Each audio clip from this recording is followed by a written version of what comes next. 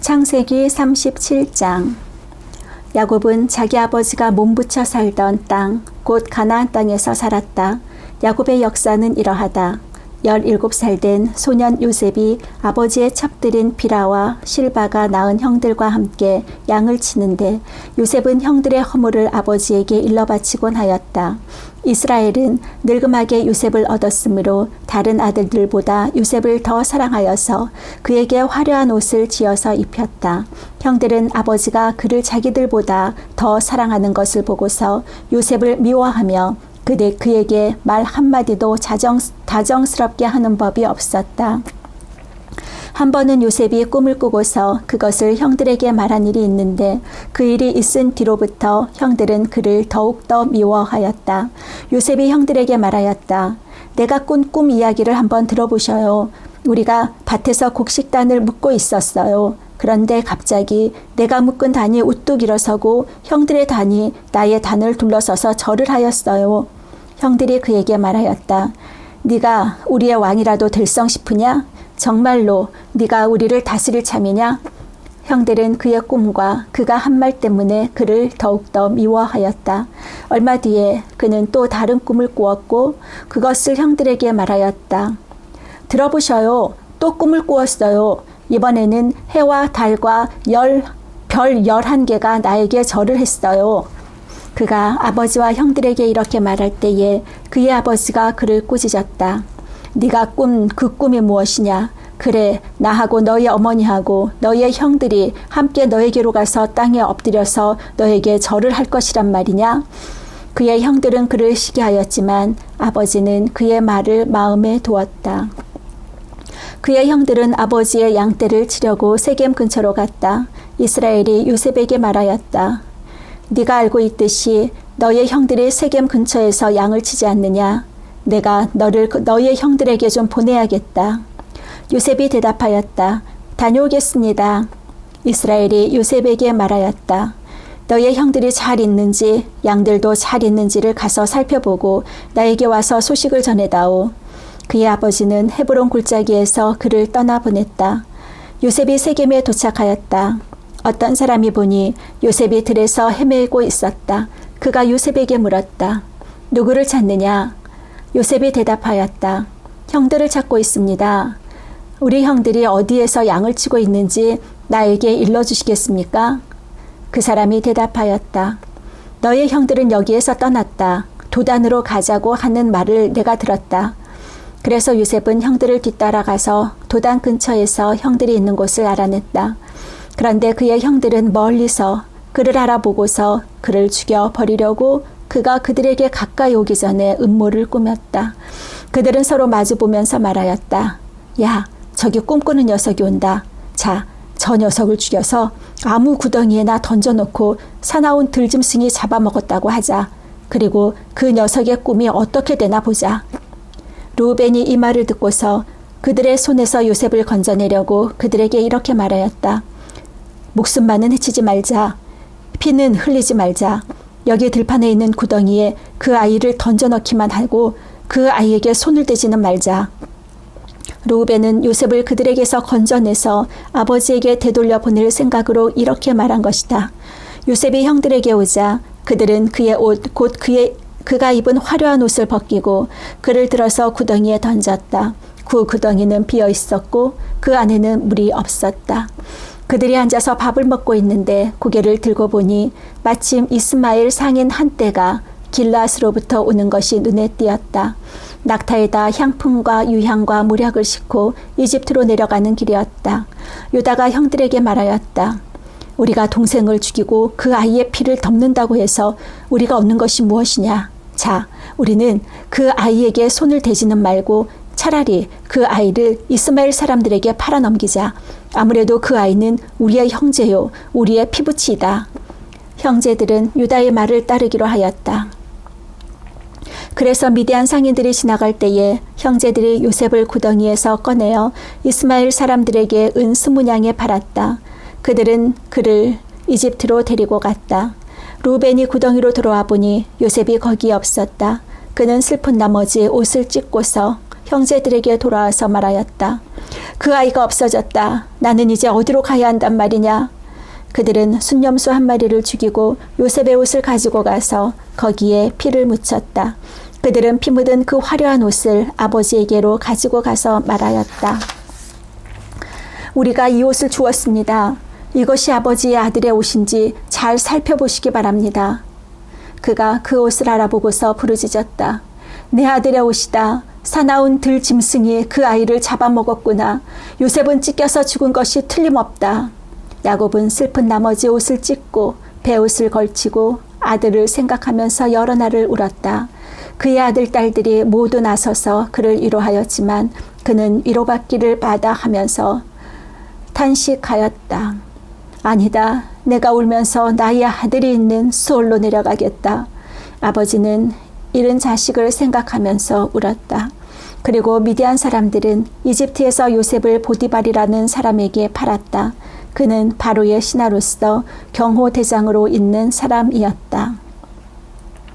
38장.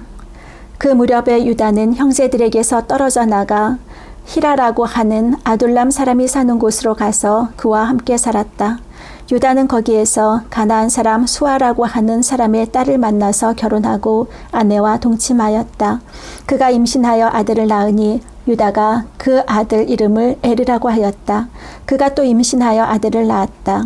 이번에는 아이의 어머니가 그 아들 이름을 오난이라고 하였다. 그가 또다시 아들을 낳고 이름을 셀라라고 하였다. 그가 셀라를 낳은 곳은 거십이다. 유다가 자기 맏아들 에르를 결혼시켰는데 그 아내의 이름은 다말이다. 유다의 맏아들 에르가 주님께서 보시기에 악함으로 주님께서 그를 죽게 하셨다. 유다가 오난에게 말하였다. 너는 형수와 결혼해서 시동생으로서의 책임을 다해라. 너는 내 형의 이름을 이을 아들을 낳아야 한다. 그러나 오난은 아들을 낳아도 그가 자기 아들이 안 되는 것을 알고 있었으므로 형수와 동침할 때마다 형의 이름을 이을 아들을 낳지 않으려고 정액을 땅바닥에 쏟아버리곤 하였다. 그가 이렇게 한 것이 주님께서 보시기에 악하였다. 그래서 주님께서는 오난도 죽게 하셨다. 유다는 자기의 며느리 다말에게 말하였다. 나의 아들 셀라가 다 클 때까지 너는 네 친정 아버지 집으로 돌아가서 과부로 살고 있거라. 유다는 셀라를 다말에게 주었다가는 셀라도 지 형질처럼 죽을지 모른다고 생각하였다. 그 뒤에 오랜 세월이 지나서 수아의 딸 유다의 아내가 죽었다. 곡을 하는 기간이 끝났을 때에 유다는 친구 아둘람 사람 히라와 함께 자기 양들의 털을 깎으러 딥나로 올라갔다. 다말은 너의 시아버지가 양털을 깎으러 딥나로 올라간다 하는 말을 전해 듣고서 과부의 옷을 벗고 너울을 써서 얼굴을 가리고 딥나로 가는 길에 있는 에나임 어귀에 앉았다. 그것은 막내 아들 셀라가 이미 다 컸는데도 유다가 자기와 셀라를 짝지어 주지 않았기 때문이다. 길을 가던 유다가 그를 보았지만 얼굴을 가리고 있었으므로 유다는 그가 창녀인 줄 알았다. 그래서 유다는 그가 자기 며느리인 줄도 모르고 길가에 서 있는 그에게로 가서 말하였다. 너에게 잠시 들렀다 가마. 자, 들어가자. 그때에 그가 물었다. 저에게 들어오시는 값으로 저에게 무엇을 주시겠습니까? 유다가 말하였다. 나의 가축대에서 새끼 염소 한 마리를 보내마. 그가 물었다. 그것을 보내실 때까지 어떤 물건이든지 담보물을 주시겠습니까? 유다가 물었다. 내가 너에게 어떤 담보물을 주랴? 그가 대답하였다. 가지고 계신 도장과 허리끈과 가지고 다니는 지팡이면 됩니다. 그래서 유다는 그것들을 그에게 맡기고서 그에게 들어갔는데 다말이 유다의 아이를 임신하게 되었다. 다말은 집으로 돌아와서 너울을 벗고 도로 과부의 옷을 입었다. 한편 유다는 자기 친구 아둘람 사람 편에 새끼 염소 한 마리를 보내고 그 여인에게서 담보물을 찾아오게 하였으나 그 친구가 그 여인을 찾지 못하였다. 그 친구는 거기에 사는 사람들에게 에나임으로 가는 길가에 서 있던 창녀가 어디에 있느냐고 물었다. 그러나 그들의 말이 거기에는 창녀는 없다고 하였다. 그는 유다에게 돌아가서 말하였다. 그 여인을 찾지 못하였네. 그보다도 거기에 사는 사람들이 그러는데 거기에는 창녀가 없다고 하네. 유다가 말하였다. 가질 테면 가지라지. 잘못하다가는 창피만 당하겠네. 어찌하였든지 나는 새끼 염소 한 마리를 보냈는데 다만 자네가 그 여인을 찾지 못한 것뿐일세. 석 달쯤 지난 다음에 유다는 자기의 며느리 다말이 창녀짓을 하여 임신까지 했다는 소문을 들었다. 유다가 명하였다. 그를 끌어내서 화형에 처하여라. 그는 끌려 나오면서 시아버지에게 전가를 보냈다. 저는 이 물건 임자의 아이를 베었습니다. 하고 말하였다. 다말은 또 말을 계속하였다. 잘 살펴보십시오. 이 도장과 이 허리끈과 이 지팡이가 누구의 것입니까? 유다는 그 물건들을 알아보았다. 그 아이가 나보다 옳다. 나의 아들 셀라를 그 아이와 결혼시켰어야 했는데 하고 말하였다. 유다는 그 뒤로 다시는 그를 가까이 하지 않았다. 다말이 몸을 풀 때가 되었는데 태 안에는 쌍둥이가 들어있었다. 아기를 막 낳으려고 하는데 한 아기가 손을 내밀었다. 산파가 진홍색 실을 가져다가 그 아이의 손목에 감고서 말하였다. 이 아이가 먼저 나온 녀석이다. 그러나 그 아이는 손을 안으로 다시 끌어들였다. 그런 다음에 그의 아우가 먼저 나왔다. 산파가 어찌하여 네가 터뜨리고 나오느냐 하고 말하였다. 그래서 이 아이 이름을 베레스라고 하고 그의 형 곧 진홍색 실로 손목이 묶인 아이가 뒤에 나오니 아이 이름을 세라라고 하였다. 39장. 요셉이 이집트로 끌려갔다. 요셉을 이집트로 끌고 내려간 이스마엘 사람들은 바로의 신하인 경호대장 이집트 사람 보디발에게 요셉을 팔았다. 주님께서 요셉과 함께 계셔서 앞길이 잘 열리도록 그를 돌보셨다. 요셉은 그 주인 이집트 사람의 집에서 살게 되었다. 그 주인은 주님께서 요셉과 함께 계시며 요셉이 하는 일마다 잘 되도록 주님께서 돌보신다는 것을 알았다. 주인은 요셉이 눈에 들어서 그를 신복으로 삼고 집안일과 재산을 모두 요셉에게 맡겨 관리하게 하였다. 그가 요셉에게 자기의 집안일과 그 모든 재산을 맡겨서 관리하게 한 그때부터 주님께서 요셉을 보시고 그 이집트 사람의 집에 복을 내리셨다. 주님께서 내리시는 복이 주인의 집 안에 있는 것이든지 밭에 있는 것이든지 그 주인이 가진 모든 것에 미쳤다. 그래서 그 주인은 자기가 가진 모든 것을 요셉에게 맡겨서 관리하게 하고 자기의 먹거리를 빼고는 아무것도 간섭하지 않았다. 요셉은 용모가 준수하고 잘생긴 미남이었다. 일이 이렇게 된 지 얼마 지나지 않아서 주인의 아내가 요셉에게 눈짓을 하며 나하고 침실로 가요 하고 꾀었다. 그러나 요셉은 거절하면서 주인의 아내에게 말하였다. 주인께서는 모든 것을 나에게 맡겨 관리하게 하시고는 집안일에는 아무 간섭도 하지 않으십니다. 주인께서는 가지신 모든 것을 나에게 맡기셨으므로 이 집안에서는 나의 위에는 아무도 없습니다. 나의 주인께서 나의 마음대로 하지 못하게 한 것은 한 가지뿐입니다. 그것은 마님입니다. 마님은 주인 어른의 부인이시기 때문입니다. 그런데 내가 어찌 이런 나쁜 일을 저질러서 하나님을 거역하는 죄를 지을 수 있겠습니까? 요셉이 이렇게 말하였는데도 주인의 아내는 날마다 끈질기게 요셉에게 요구해왔다. 요셉은 그 여인과 함께 침실로 가지도 않았을 뿐만 아니라 아예 그 여인과 함께 있지도 않았다. 하루는 요셉이 할 일이 있어서 집 안으로 들어갔는데 그 집 종들이 집 안에 하나도 없었다. 여인이 요셉의 옷을 붙잡고 나하고 침실로 가요 하고 졸랐다. 그러나 요셉은 붙잡힌 자기의 옷을 그의 손에 버려둔 채 뿌리치고 집 바깥으로 뛰어나갔다. 여인은 요셉이 그 옷을 자기의 손에 버려둔 채 집 바깥으로 뛰어나가는 것을 보고 집에서 일하는 종들을 불러다가 말하였다. 이것 좀 보아라. 주인이 우리를 웃음거리로 만들려고 이 히브리 녀석을 데려다 놓았구나. 그가 나를 욕보이려고 달려들기에 내가 고함을 질렀더니 그는 내가 고함 지르는 소리를 듣고 제 옷을 여기에 내버리고 바깥으로 뛰어나갔다. 이렇게 말하고 그 여인은 그 옷을 곁에 놓고 주인이 집으로 돌아오기를 기다렸다. 주인이 돌아오자 그에게 이렇게 일러 바쳤다. 당신이 데려다 놓은 저 히브리 사람이 나를 농락하려고 나에게 달려들었어요. 내가 사람 살리라고 고함을 질렀더니 옷을 내 앞에 버려두고 바깥으로 뛰어나갔어요. 주인은 자기 아내에게서 당신의 종이 나에게 이 같은 행패를 부렸어요 하는 말을 듣고서 화가 치밀어 올랐다. 요셉의 주인은 요셉을 잡아서 감옥에 가두었다. 그곳은 왕의 죄수들을 가두는 곳이었다. 요셉이 감옥에 갇혔으나 주님께서 그와 함께 계시면서 돌보아 주시고 그를 한결같이 사랑하셔서 간수장의 눈에 들게 하셨다. 간수장은 감옥 안에 있는 죄수를 모두 요셉에게 맡기고 감옥 안에서 일어나는 온갖 일을 요셉이 혼자 처리하게 하였다. 간수장은 요셉에게 모든 일을 맡기고 아무것도 간섭하지 않았다.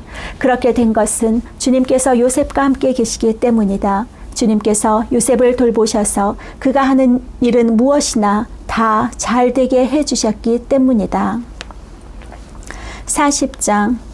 이런 일이 있은 지 얼마 뒤에 이집트 왕에게 술잔을 올리는 시종장과 빵을 구워 올리는 시종장이 그들의 상전인 이집트 왕에게 잘못을 저지른 일이 있었다. 바로가 그 두 시종장, 곧 술잔을 올리는 시종장과 빵을 구워 올리는 시종장에게 노하셔서 그들을 경호대장의 집 안에 있는 감옥에 가두었는데 그곳은 요셉이 갇힌 감옥이었다. 경호대장이 요셉을 시켜서 그 시종장들의 시중을 들게 하였으므로 요셉이 그들을 받들었다. 그들이 갇힌 지 얼마 뒤에 감옥에 갇힌 두 사람, 곧 이집트 왕에게 술잔을 올리는 시종장과 빵을 구워 올리는 시종장이 같은 날 밤에 꿈을 꾸었는데 꿈의 내용이 저마다 달랐다. 다음 날 아침에 요셉이 그들에게 갔는데 요셉은 그들에게 근심스러운 빛이 있음을 보았다. 그래서 요셉은 자기 주인의 집에 자기와 함께 갇혀 있는 바로의 두 시종장에게 물었다. 오늘은 안색이 좋아 보이지 않습니다. 왜 그러십니까?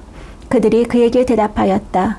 우리가 꿈을 꾸었는데 해몽할 사람이 없어서 그러네. 요셉이 그들에게 말하였다. 해몽은 하나님이 하시는 것이 아닙니까? 나에게 말씀하여 보시기 바랍니다. 술잔을 올리는 시종장이 자기가 꾼 꿈 이야기를 요셉에게 하였다. 내가 꿈에 보니 나희 앞에 포도나무가 있고 그 나무에는 가지가 셋이 있는데 거기에서 싹이 나더니 곧 꽃이 피고 포도송이가 익었네. 바로의 잔이 나의 손에 들려 있기에 내가 포도를 따다가 바로의 잔에 그 즙을 짜서 그 잔을 바로의 손에 올렸지. 요셉이 그에게 말하였다. 해몽은 이러합니다. 가지셋은 사흘을 말합니다. 앞으로 사흘이 되면 바로께서 시종장을 불러내서 직책을 되돌려 주실 것입니다. 시종장께서는 전날 술잔을 받들어 올린 것처럼 바로의 손에 술잔을 올리게 될 것입니다. 시종장께서 잘 되시는 날에 나를 기억하여 주시고 나를 따로 생각해 주시기 바랍니다. 그리고 바로에게 나의 사정을 말씀드려서 나도 이 감옥에서 풀려나게 해주시기를 바랍니다. 나는 히브리 사람이 사는 땅에서 강제로 끌려온 사람입니다. 그리고 여기에서도 내가 이런 구덩이 감옥에 들어올 만한 일은 하지 않았습니다. 빵을 구워 올리는 시종장도 그 해몽을 듣고 보니 좋아서 요셉에게 말하였다. 나도 한 꿈을 꾸었는데 나는 빵이 담긴 바구니 3개를 머리에 이고 있었네. 제일 위에 있는 바구니에는 바로에게 드릴 온갖 구운 빵이 있었는데 새들이 내가 이고 있는 바구니 안에서 그것들을 먹었네. 요셉이 말하였다. 해몽은 이러합니다. 바구니 셋은 사흘을 말합니다. 앞으로 사흘이 되면 바로께서 시종장을 불러내서 목을 베고 나무에 매다실 터인데 새들이 시종장의 주검을 쪼아 먹을 것입니다. 그러한 지 사흘째 되던 날, 그 날은 바로의 생일인데 왕은 신하들을 다 불러 모으고 잔치를 베풀었다. 술잔을 올리는 시종장과 빵을 구워 올리는 시종장이 신하들이 모인 자리에 불려 나갔다. 바로에게 술을 따라 올리는 시종장은 직책이 회복되어서 잔에 술을 따라서 바로의 손에 올리게 되었고 빵을 구워 바치는 시종장은 매달려서 처형되니 요셉이 그들에게 해몽하여 준 대로 되었다. 그러나 술잔을 올리는 시종장은 요셉을 기억하지 못하였다. 그는 요셉을 잊고 있었다.